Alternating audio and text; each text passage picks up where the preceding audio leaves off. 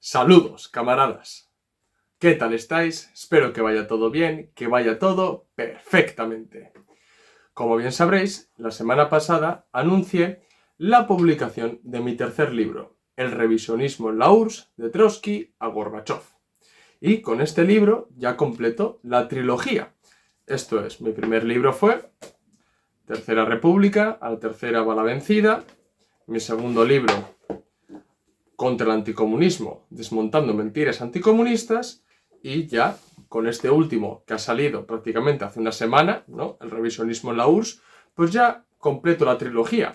Pero no penséis que me voy a quedar aquí, porque ya estoy dando caña a futuros proyectos. Y bueno, ya que muchos me habéis escrito que promocione un poco el libro, de que grabe algún vídeo y que os hable un poco del libro, del último libro, pues bueno, pues he decidido haceros caso y grabar este vídeo para hablaros un poco por encima de mi último libro, sin destriparlo, porque quiero que lo leáis. Así que bueno, en este vídeo os voy a hablar sobre mi tercer libro, El revisionismo en la URSS, de Trotsky a Gorbachov. Vamos con el vídeo, esto es Red Planeta. ¡Comenzamos!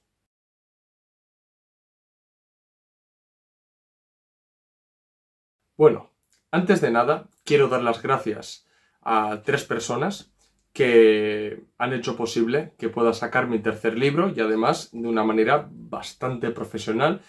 Y bueno, primeramente quiero dar las gracias a Sier Jaraiz, que ha hecho la portada, una portada verdaderamente increíble y que me encanta. A Antonio Yeste por toda la maquetación, que lo ha hecho de una manera bastante profesional, ¿vale? Y sobre todo a mi compañero y camarada Julen, que se ha animado a hacer el prólogo de este libro. Así que muchísimas gracias, camaradas, por ayudarme en este proyecto y sobre todo por aportar a mi último libro. Así que bueno, después de dar las gracias, quiero explicaros un poquito por qué he elegido el tema del revisionismo en la URSS y qué temas trato en el libro, ¿no? Bien, soy consciente de que los términos revisionismo, revisionista, pues han sido muy utilizados en la historia del movimiento comunista. Y además ha ocurrido muchas veces lo que le suele pasar a muchos izquierdistas. Es decir, muchos izquierdistas utilizan constantemente la palabra fascismo, ¿no? Por ejemplo, y llaman a toda persona derechista o que no esté de acuerdo con ellos, le llaman fascista. ¿Qué es lo que ocurre? Al utilizar un término tantas veces y además sin ton ni son, pues se acaba despojando de su verdadero significado a ese término, ¿no? Si todo es fascista, nada es fascista, ¿no? Pues, haciendo una autocrítica, también tenemos que ver que en la historia del movimiento comunista, muchas veces, para achacar o para criticar a otra persona que tiene una línea de pensamiento distinta, se le ha llamado revisionista o se ha tachado esa línea ideológica y política como revisionismo. ¿Qué es lo que ocurre? Que al utilizar sin ton ni son el término revisionismo y revisionista, se le acaba despojando de su verdadero significado. Entonces, lo que he dicho antes, si todo es revisionismo, realmente nada es revisionismo. ¿Qué quiero decir con esto? Que hay que llamar revisionismo a lo que es verdaderamente revisionismo. Y hay que tratar de revisionista al que es realmente revisionista. Y no simplemente llamar revisionista a cualquiera que tenga opiniones distintas dentro de la línea de pensamiento comunista. ¿De acuerdo? Entonces, como bien recalca el camarada Julen en mi libro, en el prólogo, hay una gran diferencia entre revisar y revisionar. La RAE ya nos dice que no son sinónimos. Revisar y revisionar no son lo mismo. ¿Bien? Y de aquí es donde vamos a partir para entender el revisionismo. ¿Bien? Porque claro, hay una delgada línea que separa revisar ciertos conceptos o principios, ¿bien? Y el revisionar esos principios, ¿no? Porque claro, es verdad que han pasado casi 2 siglos desde Marx y Engels. Han pasado un siglo desde Lenin, Stalin y compañía.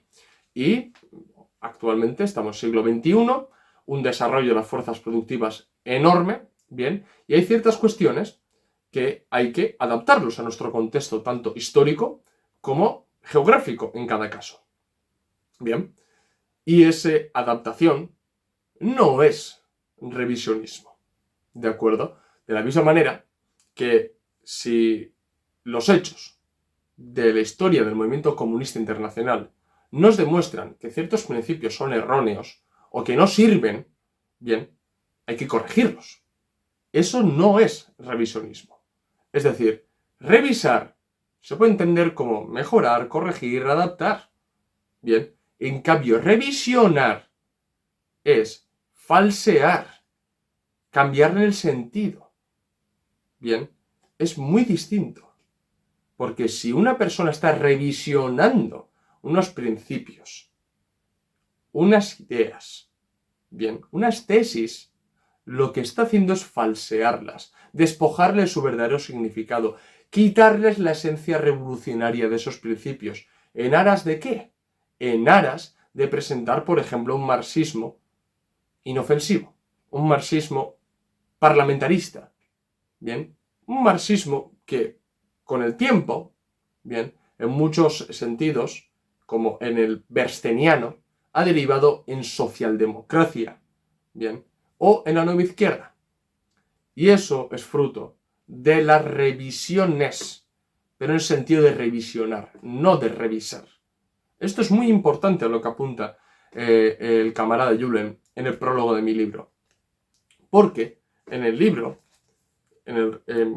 yo hablo, lógicamente, de revisionistas soviéticos. Y hablo sobre autores revisionistas que revisionaron, mejor dicho, ciertos principios fundamentales del marxismo-leninismo. Pero precisamente porque falsearon o cambiaron el sentido a ciertos principios, no porque intentaron adaptarlos al contexto de la Unión Soviética. Porque claro, yo también he leído de todo y también sé que hay gente que son muy marxiana, bien, que consideran al propio Lenin como revisionista. Porque es verdad que Lenin tiene algunos conceptos que, bueno, los adapta a las condiciones del siglo XX, los adapta a las condiciones de Rusia, pero no las falsea, no les quita su esencia. Va en concordancia con el pensamiento de Marx y Engels. No lo elimina, no le quita su esencia revolucionaria, lo extiende, lo prolonga, lo adapta. Bien, por eso mismo Lenin, en mi opinión, no puede considerarse como un revisionista. Bien, que revisó, en cierta manera, el marxismo. Sí, eso lo puedo comprar. Bien, y eso lo explico en el libro. Pero no lo revisionó. ¿De acuerdo? Entonces, esto que estoy apuntando es muy importante, sobre todo para entender mi tercer libro. Bien, lógicamente, pues bueno, en mi libro, antes de entrar de lleno con el revisionismo que existió en la Unión Soviética, pues doy unas breves pinceladas, ¿no?, sobre el revisionismo antes de que los bolcheviques tomaran el poder. Estos, Bernstein, Kautsky, sobre todo cuando ya entró en esa decadencia, ¿no?, cuando ya Lenin literalmente empieza a criticar a Kautsky, ¿no?, sobre todo en ese momento, la Segunda Internacional, ¿no?, la socialdemocracia, que se quedó literalmente tierra de nadie, ¿no? Bueno, tierra de nadie, mejor dicho, no, entró en la bancarrota después de la Primera Guerra Mundial, porque se vio realmente que su estrategia táctica no iba a ningún lado. En cambio, la estrategia táctica planteada por los bolcheviques y los comunistas verdaderamente revolucionarios acabaron tomando el poder en Rusia. Y sobre todo, creándose, gracias a la Comintern, muchísimos partidos comunistas en la mayoría de los países capitalistas del mundo. Bien, eso en la breve introducción que hago sobre el revisionismo, ¿no?, en general, revisionismo en general. Pero ya, cuando entro a hablar de lleno sobre el revisionismo en la URSS, yo separo dos etapas. ¿Por qué? Porque es verdad que el revisionismo en la URSS existió siempre.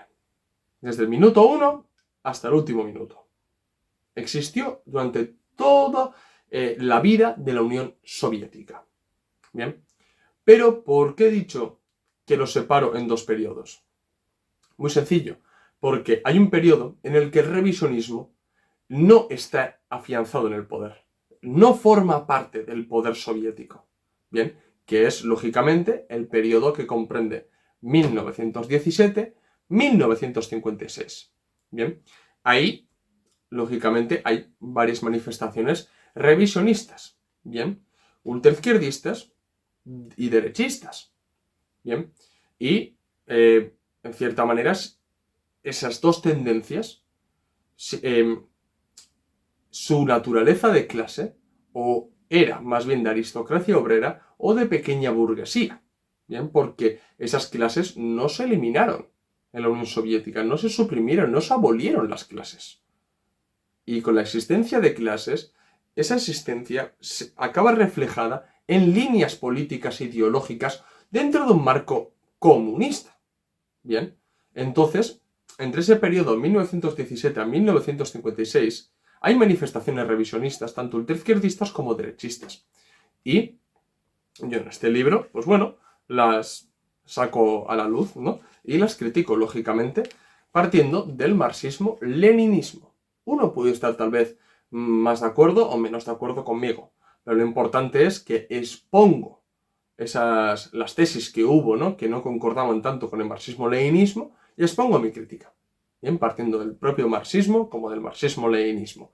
Y de ahí el lector, pues bueno, puede sacar sus propias conclusiones, pero sobre todo lo que quiero es que entienda, en ese contexto, si realmente esas propuestas políticas, esas líneas ideológicas y políticas que proponían los ultraizquierdistas y derechistas, pues si eran correctas para ese momento concreto o no eran correctas. Y sobre todo os daréis cuenta en el sentido de, por ejemplo, Stalin, ¿no? De cómo se mueve de un lado a otro, casi siempre representa la centralidad en ese sentido, en la mayoría de luchas que hay internas dentro del partido bolchevique, y cómo representa esa centralidad y cómo, acorde a cada momento concreto, defiende unas políticas o defiende otras.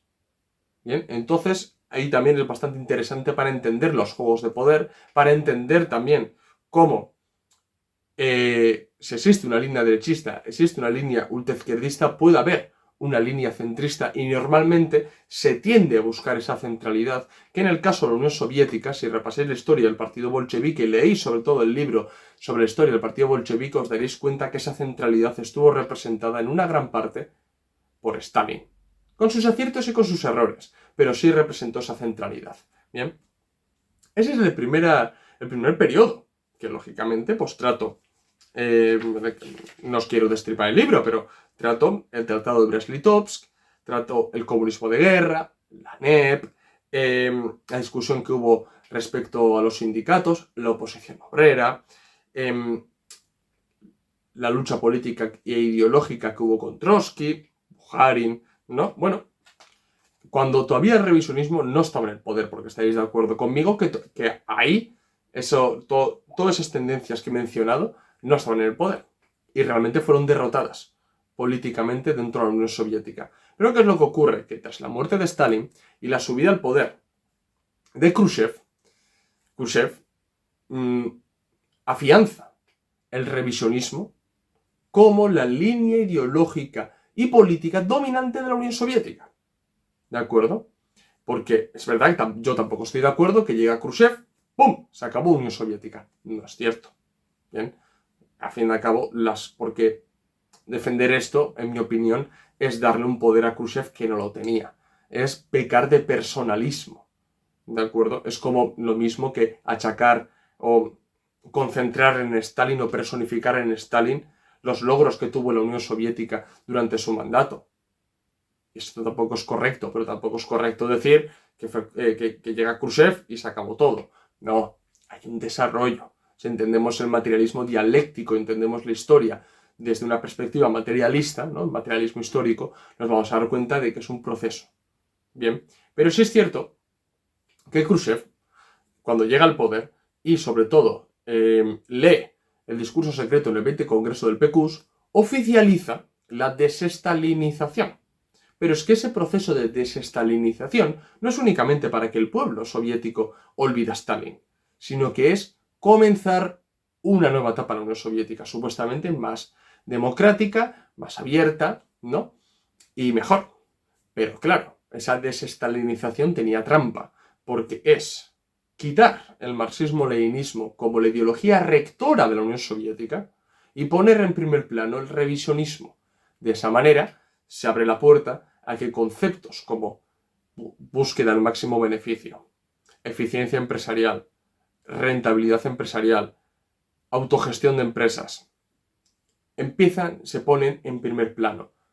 Bien, y esto va a derivar poco a poco esas decisiones políticas que dejan la puerta abierta para que aparezcan estos términos económicos. Bien, lo que va a llevar en el tiempo es que la planificación económica, el sistema soviético, comience a decaer.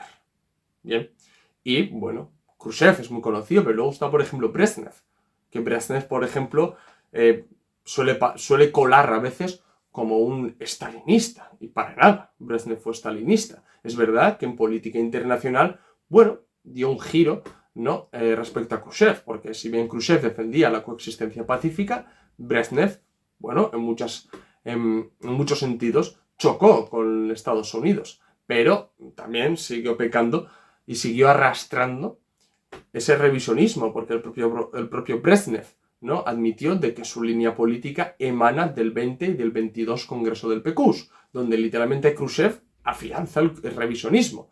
Entonces el brezhnevismo también es una continuación, aunque con ciertas correcciones, del khrushchevismo. Lógicamente, después de Brezhnev viene Gorbachev. Y también trató la época de Gorbachev. No solamente trato la época de Gorbachev, porque no quiero literalmente hablaros del desmantelamiento de la Unión Soviética, ¿bien? Que también lo hablo, pero no solamente eso, sino que más bien me enfoco en, por ejemplo, un hombre que ha estado a la sombra de Gorbachev, que es Alexander Yakovlev, que fue el padrino de la Glasnost, ¿de acuerdo? Y uno de los máximos ideólogos de la perestroika. Es muy importante desmenuzar todas las tesis políticas ideológicas de Yakovlev y luego ya las ideas de Gorbachev, que entendemos la Glasnost, la perestroika, pero por ejemplo poco se habla de la tesis de Gorbachev de un mundo integral e interdependiente. Muy poco se habla de esto. Y es una de sus políticas en política exterior. De esta manera, pues bueno, no solamente hablo de la política económica de Gorbachev, que lógicamente es la perestroika, de su línea ideológica en cuanto a política interna, ¿no?, que puede ser la Glasnost, sino también la política exterior de Gorbachev. Y de esta manera entender cuál fue el tiro de gracia que le pegaron a la Unión Soviética. Porque si bien la Unión Soviética ya había entrado en un proceso de degeneración, no significaba que se fuera a ir a pique. Bien, porque no es cierto que en 1985 había una crisis económica que justificaba las políticas liberalizadoras de Gorbachev. No es cierto. Gorbachev literalmente lleva a su extremo lo que ni Khrushchev ni Brezhnev se atrevieron a hacer. Bien, y lo que ocurre fue realmente un desmantelamiento de la Unión Soviética. Eso es un poco lo que trato en el libro, en el último libro, ¿no?, el revisionismo en la URSS. Y aparte de diferenciar esas dos etapas en las que el revisionismo no está en el poder y el revisionismo cuando está en el poder, cuando se afianza en el poder y tiene sus distintas vertientes, como puede ser el khrushchevismo, el brezhnevismo o el gorbachovismo, bien, también recalco, aporto otra mirada acerca del desmantelamiento de la Unión Soviética. ¿Por qué? Si nos hacemos autocrítica, muchos marxistas-leninistas que defendemos la Unión Soviética con sus aciertos y errores, bien, tendemos, y yo el primero, bien, a maximizar o exagerar, mejor dicho, ¿no?, los factores exógenos o externos del desmantelamiento de la Unión Soviética. Esto es, que la Unión Soviética cayó por el acoso y derribo del imperialismo otanista y sobre todo de Estados Unidos, de que siempre fue culpa externa, de las injerencias hacia la Unión Soviética y sobre todo el bloque del Este, la quinta columna que hubo dentro de la Unión Soviética, es decir, siempre tendemos a, y es normal, a maximizar, absolutizar esos factores externos. Pero caeríamos en un error si hacemos eso, y es verdad que es un error. Entonces hay que hacer autocrítica y entender también cuáles fueron los factores endógenos o internos del desmantelamiento de la Unión Soviética. Porque la Unión Soviética no fue perfecta. Fue el primer intento de construir un Estado socialista, fue el primer intento de construir el poder soviético y el primer intento de dirigir a la clase trabajadora como la clase nacional, como clase dominante de un Estado. Entonces se cometieron muchos errores y en muchas ocasiones iban incluso improvisando, iban sobre la marcha. Entonces es normal que cometieron muchos errores. Y aquí estamos nosotros para aprender de esos errores y que el próximo intento de construir realmente un Estado socialista sea mejor y además que haya un salto cualitativo respecto a la Unión Soviética. Entonces, una de esas causas internas, lógicamente, fue el revisionismo existente en la Unión Soviética desde el minuto 1 hasta el último minuto de la Unión Soviética.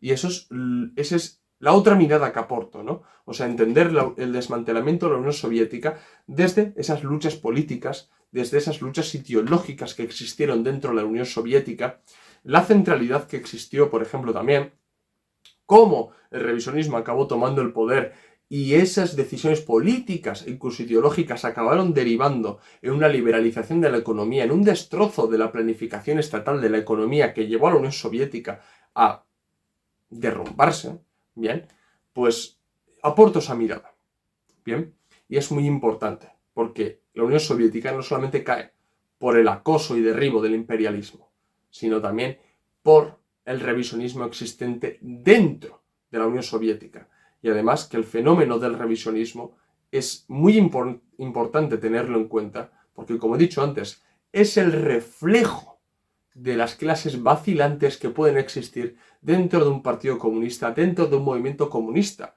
Esas clases normalmente suelen ser la aristocracia obrera, la pequeña burguesía e incluso ciertos sectores de la burguesía que se han cambiado de chaqueta y han pasado como progresistas, como gente partidaria de ese poder soviético y que simplemente lo que han hecho es cambiarse de chaqueta, maquillarse para seguir indagando, para seguir trabajando dentro de la Unión Soviética para acabar destrozándola. Pero su reflejo ideológico es el revisionismo y su práctica política, lógicamente, es el reformismo.